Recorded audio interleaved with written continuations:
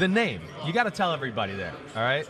Ickey, where did it come from? It's kind of a cool story. I want to hear you tell it. Yeah, so I started playing Pop Warner football when I was in the 3rd grade. I was about 9 years old, and I always wanted to play running back. That was always my dream position. And during during Oklahoma drills and all sort of stuff, I used to always get at running back. And so one day my coach just said, I reminded him of Ickey Woods, Cincinnati Bengals running back, and ever since then the nickname kind of just stuck. Right. I'm always in.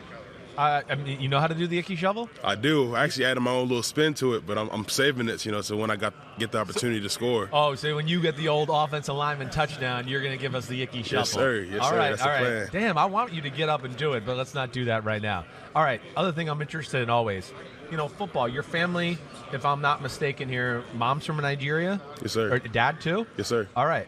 How did football jump on the scene for Ickey?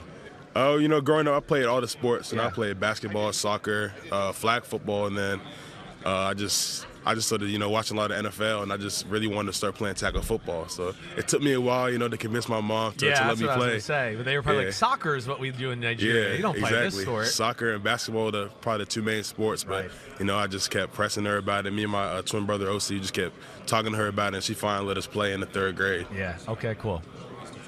Here comes When did you realize? I assume you can hear me now. Ickey, can you hear me now? Can you hear me now? Still can't hear him. He still can't hear you. Ickey still can't hear me. Can we get him turned up? Great. Go ahead, Chris. I think Chris did this on purpose.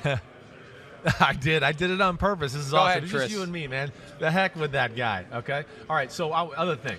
When did you know you were going to be a giant? Like, when did you know, oh, damn, I'm way bigger than everybody else? I was a twin brother. We both came out pretty big. So I kind of just, ever since that, I guess, I kind of just been pretty big for my age. And even when I started playing Pop Warner football, I had to play with the middle schoolers, growing up. They made you play with the upper. So when you were in level. 5th and 6th grade, they were making you play with the 7th and 8th graders, basically? Yeah, I started in third grade, and I was playing with 7th graders, and then I went up. I started playing with 14-year-olds, and I was like 9 or 10. And then I started playing middle school football after that. So I stayed in my age range, but I was still pretty big for my age. Give me like a guesstimate. How big do you think you were in 3rd and 4th grade? What are we talking 3rd here? or 4th grade, I was probably 100 pounds. I'm not sure about the height. Yeah. Probably 5-something. Yeah, but you were above 100 pounds already in 3rd or 4th grade. Yes, That's big. Definitely. I think I hit like 140 going into 5th grade. Wow. Yeah, So, I have a 5th grader son, and he is not 140. I can tell you that. He's trying to get to 100. So, yeah, you're definitely above there. All right, so mom and dad now, though. What are they saying about football now? They're just excited, to see me, taking something I take so serious or something I'm so passionate about, taking it to the next level. They've always been, rooting for me. I've always been excited, and they just love to see that passion in me.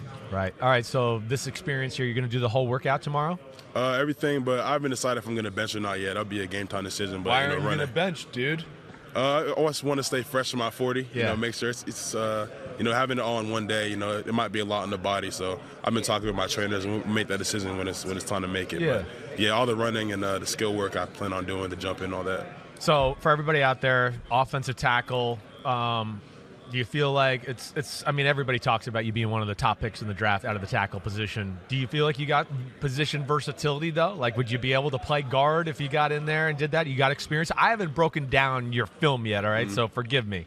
In a month or so, if we talk again, I'll break you down. I'll let you know all your issues. Yes, sir. But yeah, you'd be comfortable going inside if you had to for a year or two. 100%. I played a little bit left guard 2020 season.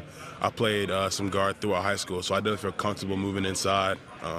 But yeah, if you ask me, I see myself as a left tackle. Right. I feel like I'm just really scratching the surface. My potential at left tackle, and I just feel like, with some more development and some more time to really get right at the position, I can be great at it. What's like, they always talk about arm length, right, at tackle position. Do you think you're going to measure pretty long as far as that department goes? Yeah, I measure my wingspan at 7 feet. 7 feet. Yeah, so that should be pretty consistent come to measurements. All right. And then you said about right now 6'4", 310. Yes, sir. 310's the usual. Did you play at 310, or have you cut weight just because of the drills and trying to look good in your underwear when they take pictures of you and all that? I played around 320 to 315. Yeah. And then I actually wound up getting a little bit sick during training. And so instead of, adding all that weight back so soon, I decided to really focus on adding muscle. Okay. And so during that process, I dropped about I think about 7% body fat. I think I gained about 16 pounds of muscle and replaced it. So I feel as strong as ever, feel as good as ever at 310. Yeah, okay. All right, so 40 time. Just give me like there. What range are we looking at? A big guy. Sub-5. Yeah, you're going to go sub-5. Yes, sir. Yeah, all right. Damn, okay. We'll see. I'm going to be happy for you. Yes, watching sir. you run down watching your big butt run down the track. All right, other thing I'm always interested in, because I played in the NFL, not that I expect you to know, but offensive lineman, the ability to, like, flip the switch. Yes, sir. You're a gentleman. You know, you're very well-spoken and all that. Where does Ickey go in his head to become the mauler at left tackle once the game starts? Honestly, I'm not really sure. It's just, always the mindset I had. When I'm on the football field, I'm looking to dominate, and it just kind of just always been how I play the game. Football is one of those games where whatever, is going on in your life, whatever stress is going on, academic stress, personal life, you can just let it all out on the field. And so I've always, taken that to heart and just let all my emotions, let everything I have all out on the field when I'm on there. You music guy, like before the game, you got the headphones on? I kind of listen to whatever they're playing. It's usually back home, at NC State, they like to play a lot of NBA Youngboy, so I've been listening to him a little bit of Migos. A lot of different artists. But, yeah, usually whatever's playing. Yeah. Okay, here's the other thing I want. Harvard, Yale, you had a chance. You're that damn good of a student? Yes, sir. Like, what kind of grades we talking about?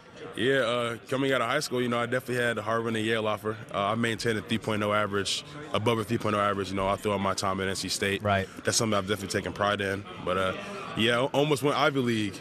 You almost went Ivy League. Yes, damn. Yeah, well, it's worked out. You're doing good, all yes, right? Thanks for joining us. I appreciate it. I'm ashamed you didn't get to talk to Mike. Yeah, but I'm the cooler guy anyways, so this is good. Yes, sir. Ickey Ekwonu coming to a house near you at left tackle. Going to be pancaking people everywhere. We're going to break. We'll be back in a minute.